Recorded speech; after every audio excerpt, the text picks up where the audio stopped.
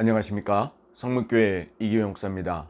오늘도 하나님 나라의 관점으로 읽는 로마서 강해 시작하도록 하겠습니다. 먼저 기도하겠습니다. 하나님 아버지 감사합니다. 오늘 하나님의 말씀을 앞에 두고 깨닫게 하시고 또 말씀대로 살아가게 하시니 감사드립니다. 로마서의 말씀, 믿음으로 의롭게 되었다라는 이 선언이 이 세상을 바꾸고 나의 삶을 바꾸고 모든 것을 변화시키는 놀라운 능력의 말씀이요, 하나님의 놀라운 선언임을, 축복임을, 은혜임을 우리가 오늘도 깨닫게 됩니다. 이 말씀이 내 삶을 주장하여서 이 말씀대로 놀라운 하나님의 은혜의 삶을, 축복의 삶을 살아갈 수 있도록 주님 역사하여 주옵소서. 이 시간을 온전히 주님께 맡겨오며 예수님의 이름으로 기도하옵나이다. 아멘.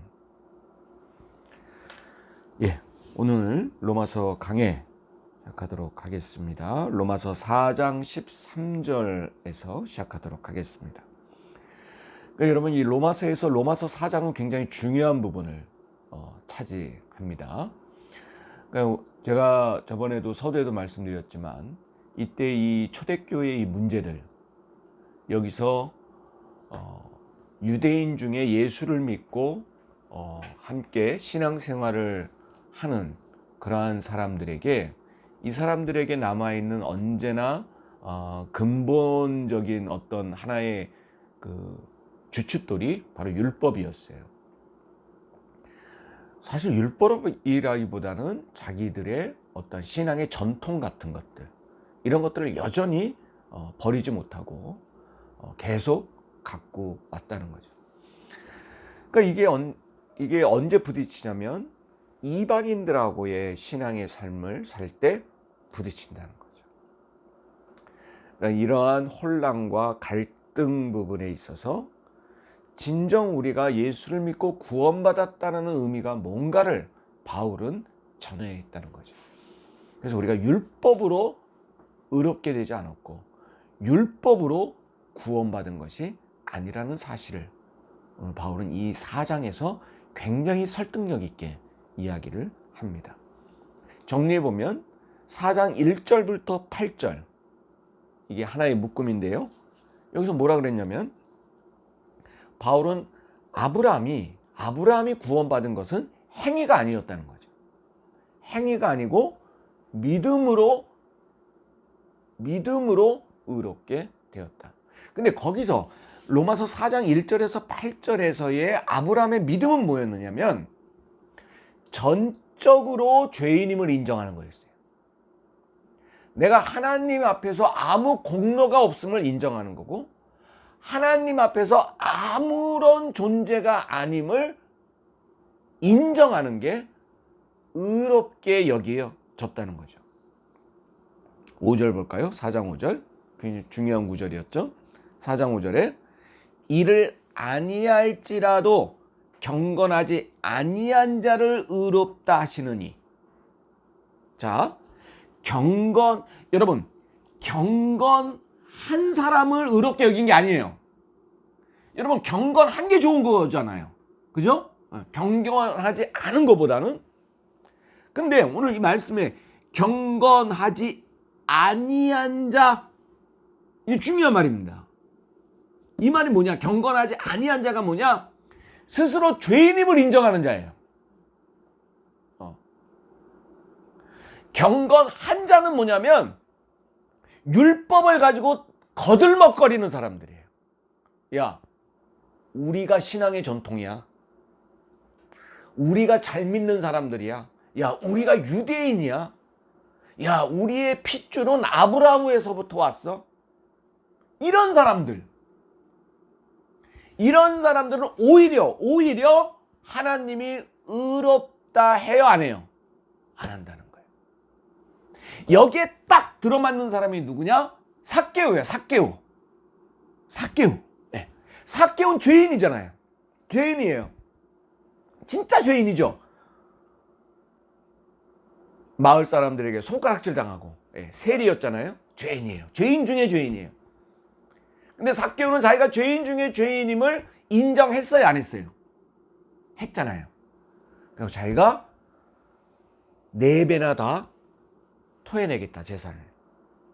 그러니까 여러분, 예수님이 뭐라 그랬어요?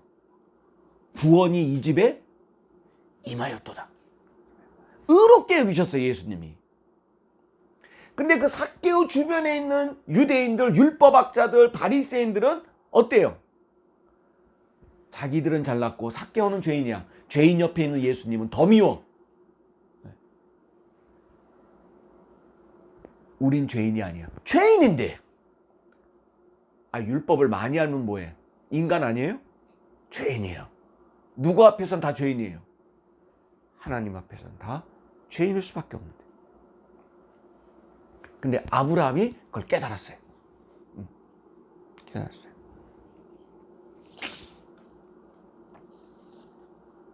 두 번째는 4장 9절에서 12절이 두 번째죠.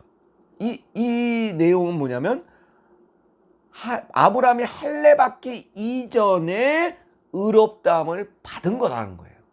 할례는 그 표식일 뿐이라는 거죠. 아까 제가 그 세례랑 비교해서 말씀을 드렸잖아요. 할례가 중요한, 할례가 구원을 보장하는 게 아니죠. 이미 할례 받기 전에 아브라함은 구원을 받았고 의롭다 여김을 받았고, 뭘로? 그 믿음. 철저히 죄인이라고 하나님 앞에 항복할 수밖에 없는 존재임을 인정하는 그것으로 의롭다 여김을 받고 구원받았어요.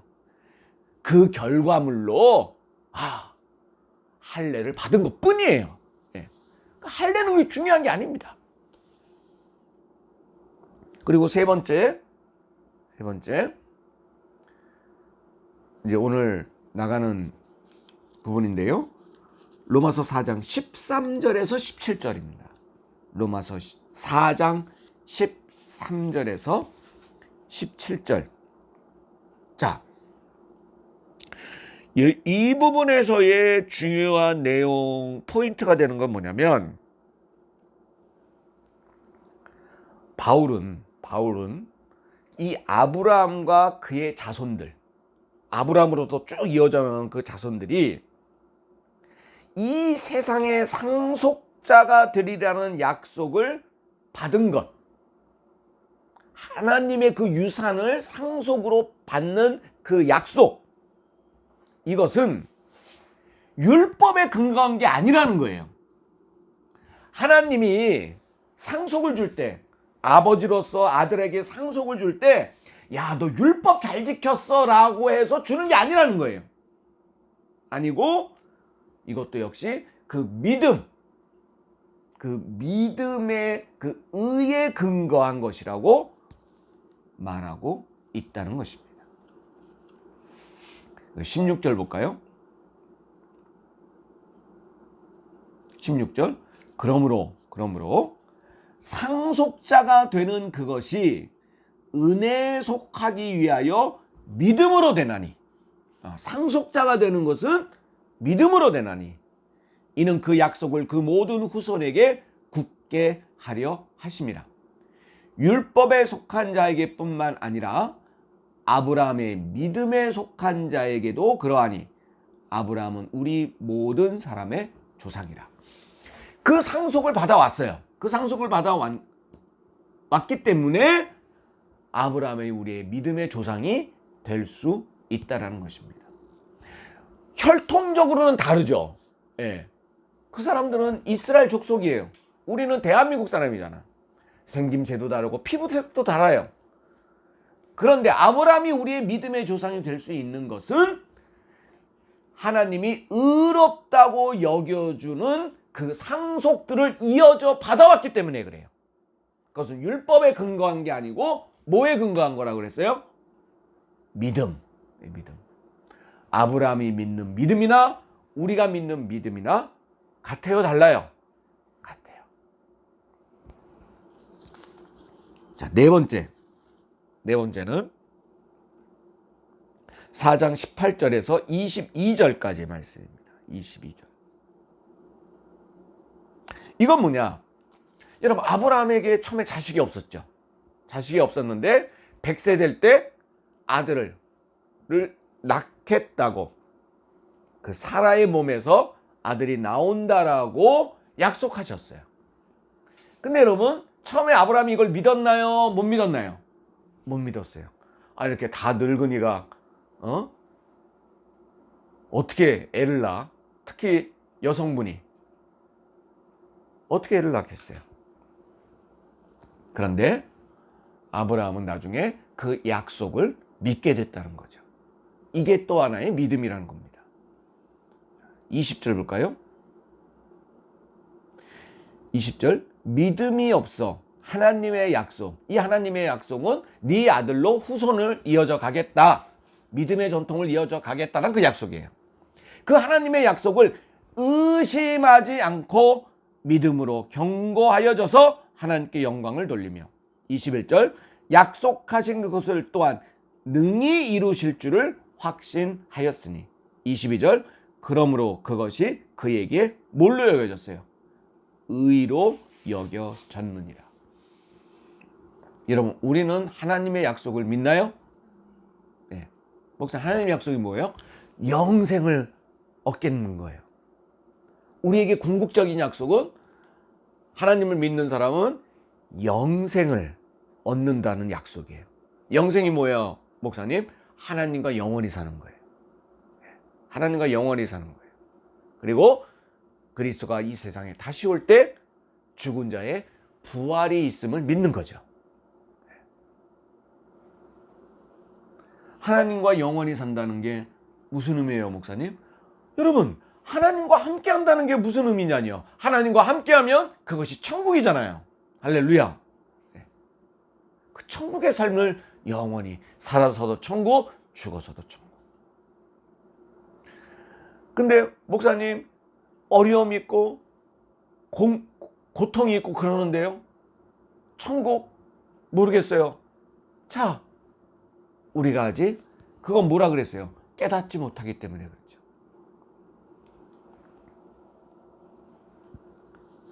그 약속을 확신해야 돼요. 마지막 5번째, 4장을 이루는 마지막 5번째가 23절에서 25절입니다. 23절에서 25절. 여기의 핵심은 뭐냐면 23절, 24절입니다. 그에게 의로 여겨졌다 기록된 것은, 여기서 그는 아브라함입니다. 아브라함에게 의로 여겨졌다 기록된 것은 아브라함만 위한 것이 어떻게? 아니요. 그러니까 이 의로 여겨지는 그 믿음이 아브라함에게만 작용된 게 아니고, 24절, 의로 여기심을 받을 우리도 할렐루야. 이게 아주 중요한 말입니다. 4장 24절을 여러분 동그라미 치세요. 굉장히 중요한 말입니다. 우리도 위함이니. 몇 천 년 전 그 아브라함에 적용된 것이 누구에게도? 나에게도. 우리 믿음의 공동체 모두에게도 곧 예수 우리 주를 죽은 자 가운데서 살리신 이를 믿는 자니다. 이 5번째의 믿음은 예수 그리스도를 믿는 믿음입니다. 예수 그리스도를 믿는 믿음. 자, 이 4장을 5가지로 분류한 것을 우리가 이제 전체 다 봤습니다. 첫 번째는 여러분, 내가 전적인 죄인임을 인정하는 믿음이에요. 그걸 하나님은 의로 여기죠. 두 번째, 믿음은 눈으로 보이는 표식이 아니고 내 심령으로 믿는 그 믿음이 중요한 거예요. 표식은 그 다음이라는 거예요. 세 번째는 하나님의 약속의 성취는 율법에 근거한 것이 아니고 믿음에 근거한다는 것을 믿는 믿음이에요. 네 번째는 하나님의 약속을 확신하는 믿음이에요. 하나님이 100살에서도 네 몸에서 아기가 나와 라고 말하면 뭐 하는 거예요? 믿는 거예요. 믿는 거예요. 믿음이 중요합니다. 믿음이 중요해요. 어떤 어려운 처지에 있어도 여러분 믿는 거예요. 다섯 번째, 예수 그리스도를 구세주로 믿는 믿음이에요.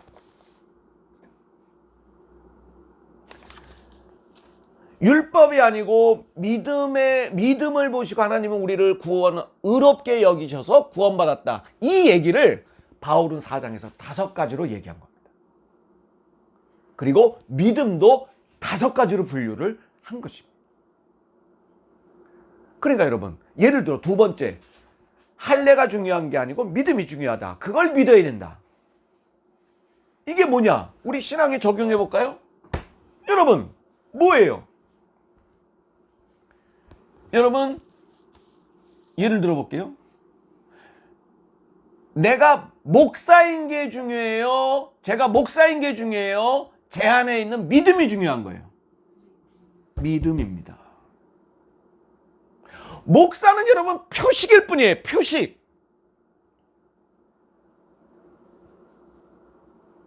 무슨 얘기인지 알겠죠? 네. 또 예를 들면 그겁니다. 여러분, 믿는 사람들 대문에 뭐 붙여 있어요? 뭐 성문교회 거기 교패가 붙여 있잖아요. 여러분, 교패, 눈에 보이는 그 교패가 중요한 거예요? 우리 가정이 진짜 믿음 안에 있는 게 중요한 거예요. 우리 가정이 믿음 안에 있는 게 중요한 거죠. 그 교패는 우리가 믿는 사람이라는 건 표식일 뿐이에요.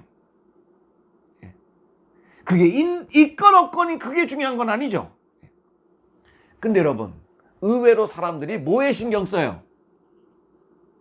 눈에 보이는 표식에 신경 써요. 그게 있냐 없냐, 그게 붙였냐 안 붙였냐. 그건 믿음이 아니라는 거예요. 진짜 믿음의 사람이 아니라는 거예요.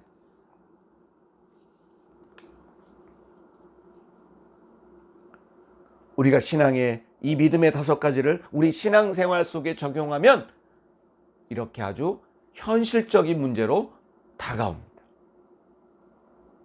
또 얘기해 볼까요? 약속을 믿는 믿음. 약속을 믿는 믿음. 하나님이 영생을 약속하셨어요. 그러니 여러분, 우리가 때로는 지금 우리가 육신의 삶을 마감한다 그래도 우리는 영원히 누구와 함께 있는 거예요? 하나님과 함께 있는 거예요. 그래서 이 고난, 이 환난, 이 고난이 인내와 연단을 낳아서 소망을 이루는 거예요. 두렵지가 않은 거예요. 현재의 고난이 두렵지 않은 거예요. 그 믿음이 있으면 내가 그동안 왜 머리 싸매고 그렇게 고민했는가?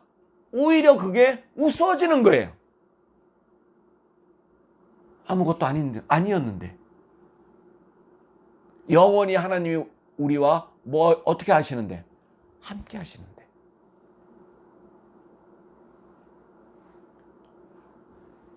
아브라함이 100세의 아들을 얻는다는 그 약속, 그 기적과 같은 약속, 그것을 믿는 믿음,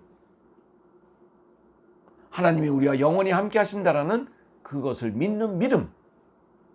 하나님이 침묵하고 있는 것 같지만 하나님이 왜 나를 안 고쳐주지? 나에게 왜 복을 주시지 않지? 왜 나를 이렇게 내 뜻대로 이렇게 이끌어 가시지 않지? 우린 때로는 의심하지만 그 의심을 버리고 어떻게? 하나님의 영생의 약속을 믿는 거예요. 하나님이 함께 하신다. 이것이 신비예요. 자, 여러분, 이 믿음을 우리가 가졌으니 5장으로 넘어갑니다. 5장. 그러므로 우리가 믿음으로 의롭다 하심을 받았으니. 그죠? 예.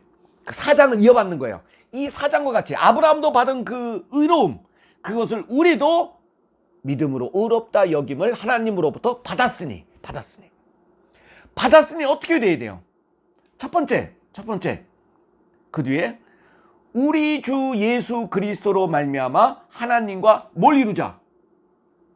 화평을 누리자. 할렐루야. 자, 믿음으로 의롭게 여긴 사람은 어떻게 되느냐에 대해서.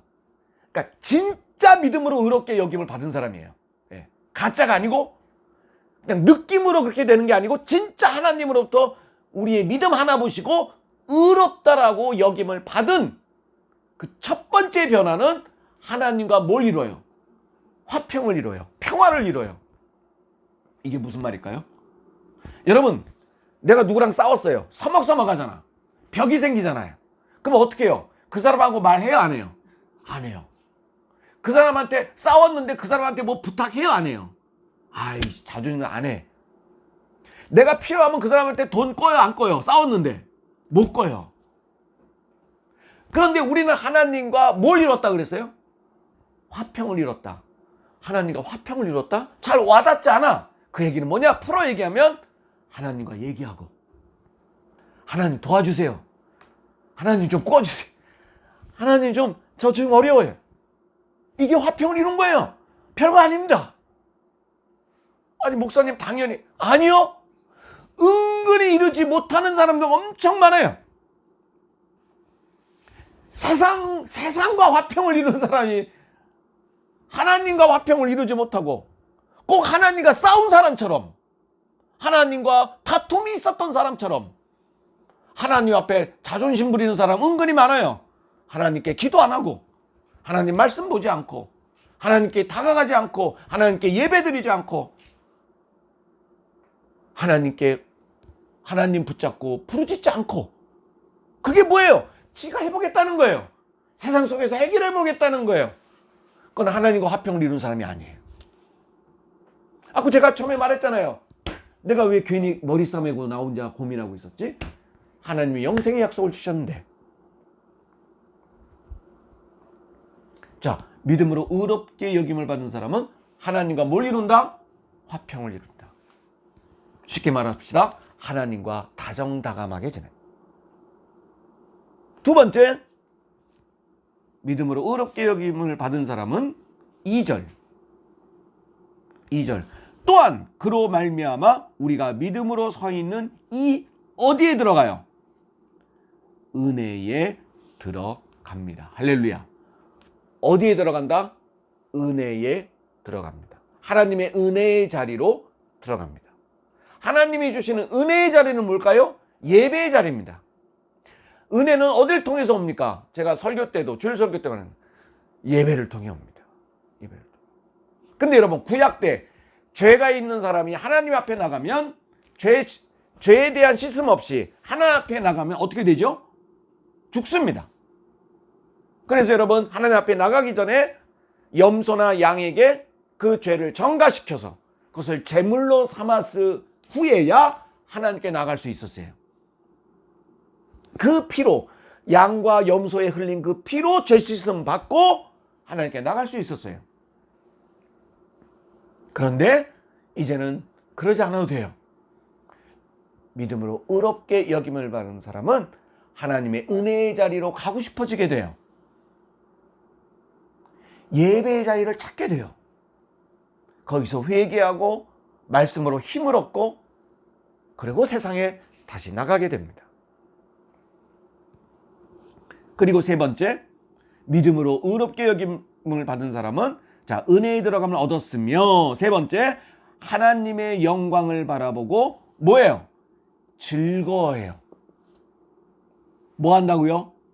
즐거워합니다. 왜 즐거워한다? 뭘 보기 때문에? 하나님의 영광을 바라봐. 하나님의 영광을 본다는 게 뭘까요? 하나님이 나에게 임재하신다는 거예요. 그게 하나님의 영광이에요. 하나님이 나에게 오신다는 거예요. 내 안에 들어오신다는 거예요. 나와 함께 하신다는 거예요. 그게 하나님의 영광을 보는 거예요. 그게 신비로움이에요. 이 땅에 예수 그리스도가 하늘에서 어디로? 이 땅으로 오신 것, 성육신 임마누엘이 바로 하나님의 영광을 바라보는 겁니다. 그래서 즐거워해지게 되는 거예요. 그리고 네 번째, 믿음으로 의롭게 여긴 사람은 네 번째, 3절. 다만 이뿐 아니고, 앞에 세 가지 뿐만 아니라 우리가 환난 중에도 뭐하나니? 즐거워하나니. 이는 환난은 인내를, 인내는 연단을, 연단은 소망을 이루는 줄 알미로라. 네 번째 중요한 거죠. 환난 중에 있는 사람도, 믿음으로 의롭게 여긴 사람은 환난 중에도 즐거워해요. 왜?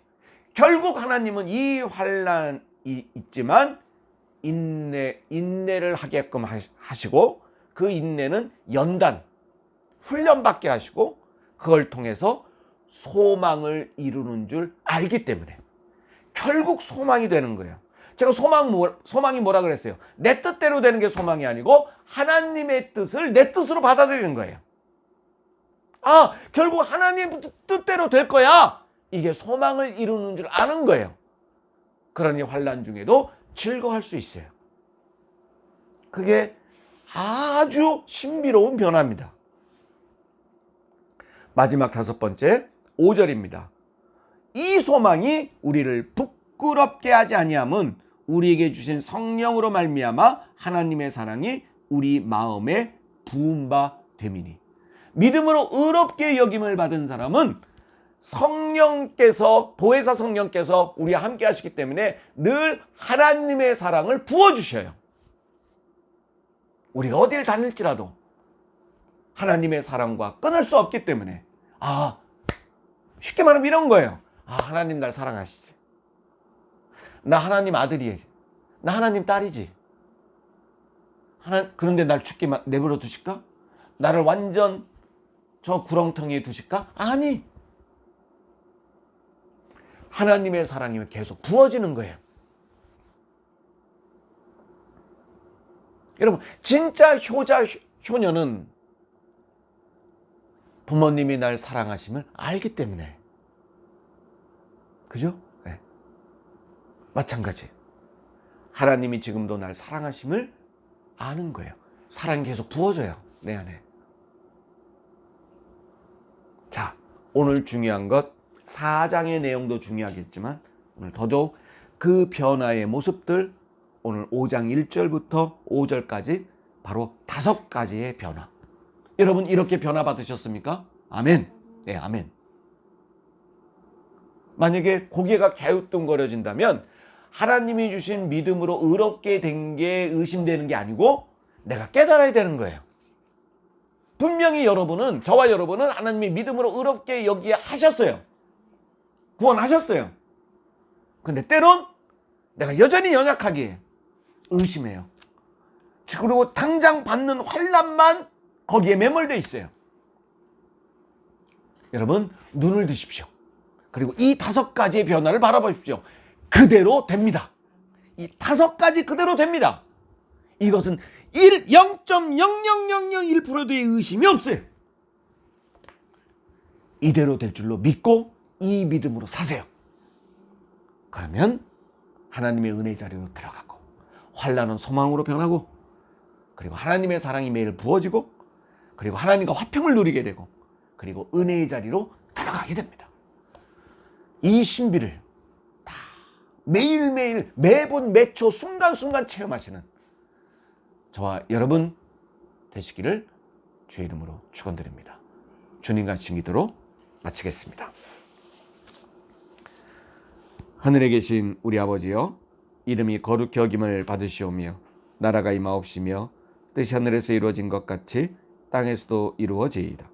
오늘날 우리에게 일용할 양식을 주옵시고, 우리가 우리에게 죄 지은 자를 사하여 준 것 같이 우리의 죄를 사하여 주옵시고, 우리를 시험에 들게 하지 마옵시며 다만 악에서 구하옵소서. 대개 나라와 권세와 영광이 아버지께 영원히 있사옵나이다.